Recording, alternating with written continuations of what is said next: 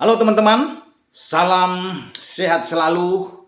Kembali kita berbicara sepak bola. Ya, banyak yang meminta saya untuk membahas ngobrol tentang MU yang Rabu dini hari itu bisa mengalahkan Brighton and Hove Albion ya, di Old Trafford dengan 2-0. Ya, oke, kita bicara pada saat ini tentang keberhasilan MU. Setelah mereka mengalami 3 pertandingan di semua kompetisi yang tidak menyenangkan, ada 3 imbang, termasuk kegagalan mereka untuk bisa melangkah lebih jauh di Piala FA karena gagal di depan publik mereka, kalah lewat adu penalti melawan Boro setelah bermain 1-1. Kemudian di IPL mereka 2 kali kandas ya. Termasuk bagaimana mereka dipaksa bermain 1-1 juga oleh Burnley, dan di Old Trafford kembali mereka gagal mengalahkan Soton dan berakhir dengan 1-1. Sayang sekali bagi MU ketika mereka tidak memanfaatkan 2 laga yang sebenarnya bisa dapat 6 poin. Namun sekarang mereka menang melawan Brighton. Mereka kembali lagi. Tadinya terlempar di posisi kelima, naik lagi ke 4. 43 poin, sudah memainkan 25 pertandingan. Menggeser West Ham United yang turun di posisi kelima. Ya, dengan jumlah pertandingan yang sama tapi West Ham dengan 41 poin. Ya, bagi MU sebenarnya kalau mereka bisa menang melawan Burnley dan juga melawan Soton, mereka bisa ada di peringkat ketiga, bukan di peringkat keempat. Mereka akan total mendapatkan 49 poin. Menggeser Chelsea untuk turun di posisi keempat karena Chelsea dengan 24 pertandingan itu memiliki poin 47. Nah, ini yang tidak dimanfaatkan dengan baik oleh pasukan Ralf Rangnick ya. Tidak konsisten bermain. Tetapi bagaimana sekarang mereka sudah kembali berada di zona Champions di posisi keempat. Ya, bagi Harry Maguire dan kawan-kawan, mereka harus bisa bertahan di sini. Ya, untuk tidak lagi mereka naik turun, terutama dalam pertandingan hari Minggu, di saat mereka harus ke Elland Road, markasnya Leeds United.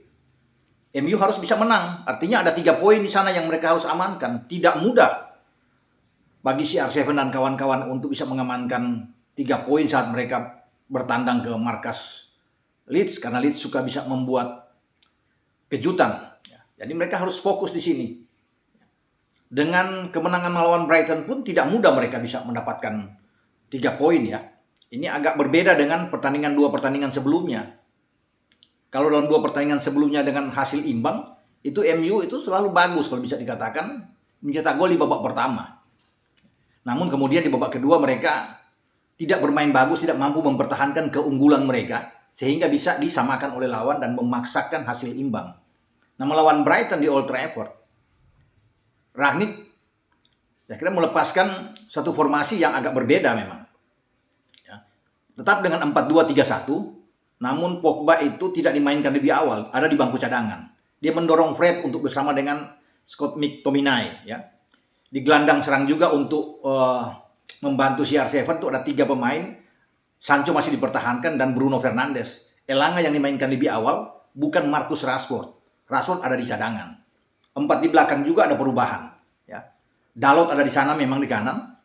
Luke Shaw di kiri. Maguire tetap ada. Namun tidak ada Varane di sana. Lindelof yang dimainkan oleh Rangnick. Penjaga gawang tetap dengan De Gea. Mestinya ini kan di belakang ini, terutama untuk center back ada Varane. Tapi Varane memang tidak dimainkan juga, tidak ada di bench. Karena bermasalah dia.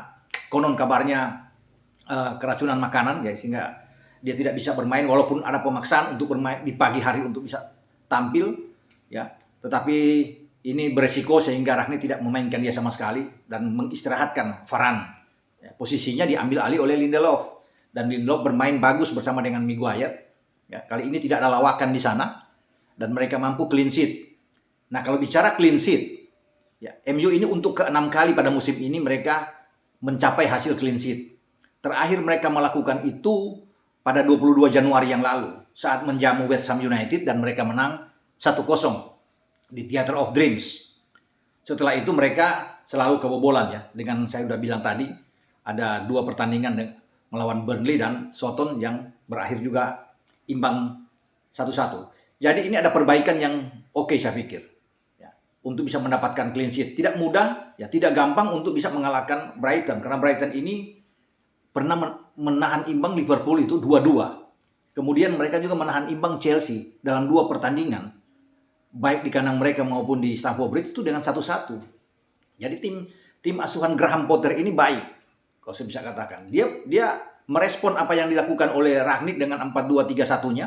Dia bermain dengan agak unik ya, dengan tetap 4 pemain belakang dengan 4-1-2-1-2. Ini pengembangan dari pola sebenarnya 4-3-3 yang ditawarkan oleh Graham Potter, tapi berubah dengan Bizoma ini, gelandang yang menjadi gelandang jangkar dari Brighton untuk lebih ke dalam, membantu 2 center back mereka. Pascal Gross dan Mick Allister yang bermain sebagai pemain untuk bekerja keras seperti gelandang ya. Kemudian juga ada Jacob Moder, itu bermain juga lebih ke belakang sedikit di antara 2 pemain Brighton aja di depan. Ya. Ada Trossard dan Maupay. Dan Jacob Moder ini selalu mendatangkan ancaman berbahaya bagi gawang MU dalam pertandingan dini hari. Untung saja lagi-lagi memang MU punya sosok David De Gea yang kita sudah tahu bersama selalu bisa menjadi penyelamat, menjadi pahlawan ya, di bawah Mister MU. Di babak pertama MU ini tidak bermain bagus sebenarnya, berada dalam tekanan pemain-pemain Brighton yang sangat cepat bermain ya. Dari lini belakang untuk build up serangan bagus sekali, bahkan ada 2 kesempatan hampir bisa membuat gol. Untung saja ada De Gea yang melakukan penyelamatan gemilang di bawah misternya. Salah satu yang fantastis itu terjadi di menit ke-39. Ketika Jacob Moder ini menanduk bola itu udah ke pojok kanannya De Gea, tapi sangat fantastis ya. Penjaga gawang asal Spanyol ini bisa melakukan penyelamatan dengan melompat ya, mentips bola dengan tangan kanannya sehingga tidak menghasilkan gol. Padahal ini saya pikir pasti masuk ini tandukan dari Jacob Moder. Tapi itulah De Gea, tapi luar biasa juga di babak kedua. Nah, kalau melihat momen-momen penting dalam duel MU lawan Brighton, itu memang diperlihatkan oleh 2 kiper mereka. Selain De Gea juga Robert Sanchez yang berada di bawah Mister Brighton tampil bagus. Setidaknya ada 2 kesempatan Ronaldo digagalkan, ada Elanga juga digagalkan. Bahkan di menit-menit awal, bagaimana Ronaldo bisa memberikan umpan dengan backheel dia ke arah Sancho yang muncul dari belakang. Sudah berhadapan saya pikir, tapi ditutup oleh gerakan yang cepat dari Sanchez untuk masuk, untuk memblok tembakan dari Jadon Sancho. Ya. Jadi memang pertarungan ini diperlihatkan dengan kegemilangan di antara 2 kiper terbaik, baik De Gea maupun Sanchez. Lini belakang Brighton juga oke. Sebelum Luis Dang ditarik, maksudnya kena kartu merah dan harus meninggalkan lapangan. Memang 3 menit sebelumnya Ronaldo sudah bisa membuat gol untuk memberikan keunggulan bagi MU, dan gol ini spektakuler. Gol luar biasa kalau bisa dikatakan. Ya. Baik sekali dia masuk di antara 3 pemain yang mengepung dia. Kemudian melepaskan tembakan ke pojok kiri. Gawang Sanchez tak berdaya. Dan ini menjadikan Ronaldo sudah mencetak 9 gol pada musim ini bersama dengan MU. Dia berada di posisi keempat di belakang Muhammad Salah ya dalam daftar pencetak gol. Kalau itu kan Salah 16 gol, Diogo Jota 12, Raheem Sterling 10 dan Ronaldo 9. Ronaldo ditemani juga oleh 2 pemain yang sama mencetak gol 9 sampai sejauh ini. Son Heung-min Spurs dan juga Jamie Vardy ya di Leicester.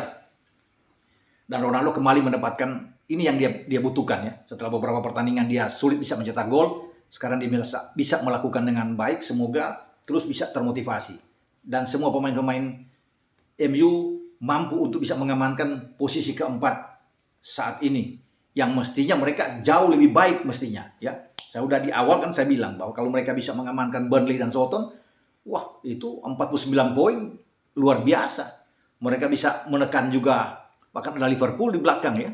Sayang sekali. Namun karena sekarang mereka sudah bangkit lagi, ada di posisi keempat. Nah ini sudah berada dalam track yang benar pasukan Ralf Rangnick ini. Jangan lagi sampai mereka tergelincir lawan Leeds, mereka kalah, sulit. Ini menentukan juga. Tumbang melawan Leeds bahaya karena di belakangnya itu ada 3 yang mengintip selain West Ham ya. Ada Arsenal, ada Wolverhampton dan Spurs. Arsenal bahkan baru 22 pertandingan. Kalau Arsenal bisa mengamankan 3 pertandingan, mengejar MU di atas, dengan tambahan 9 poin saat ini, Arsenal itu ada 49 poin. Bagus buat mereka. juga dengan Wolf, ya. Wolf masih ada sisa 2 laga, sama dengan Spurs. Jadi memang masih seru pertarungan untuk merebutkan posisi keempat ini. Tinggal kesiapan konsistensi yang dibutuhkan di sini. Dan itu yang harus dilihat oleh Ralf Rangnick, ya, yang mendapat sorotan akhir-akhir ini setelah tampil kurang bagus di 3 pertandingan terakhir, di mana mereka juga gugur di Piala FA. Rangnick itu dalam tekanan sebenarnya. Kalau sampai imbang lagi atau kalah bukan tidak mungkin. Ada pengusulan pemecatan lebih awal, ya, karena dianggap tidak begitu bagus untuk membangun MU ini kan, untuk bisa menang. Dan walaupun ada ketegangan sedikit dengan CR7 di ruang ganti, namun sangat profesional kalau bisa dikatakan. Rangnick tetap memainkan terus CR7, dan CR7 itu membayar dengan gol dia yang luar biasa. Nah, perubahan Rangnick di dalam starting 11-nya ini juga boleh dikatakan oke, ya, dengan membangku cadangkan Rashford, Pogba, yang kemudian nanti masuk di babak kedua. Saya pikir suatu hal yang baik yang dilakukan oleh Rangnick. Semoga ke depan MU ini tetap berada pada posisi yang aman. Kalau mereka bisa mengamankan Leeds, berarti mereka bisa, ya, untuk berkonsentrasi lagi, fokus dalam pertandingan di UCL, Liga Champions, di babak 16 besar, ya, menghadapi Atletico Madrid. Ya, tapi mereka harus melupakan dulu Atletico itu untuk pertandingan, karena yang di depan sekarang adalah Leeds United. Tidak mudah, ya, sekali lagi, untuk bisa mengalahkan tim asuhan Marcelo Bielsa. Kita nantikan kiprah MU ke depan, atau setan merah ini di IPL. Sampai di sini pembicaraan saya dengan tim asuhan Ralf Rangnick yang sudah kembali mendapatkan posisi keempat untuk sementara. Ciao.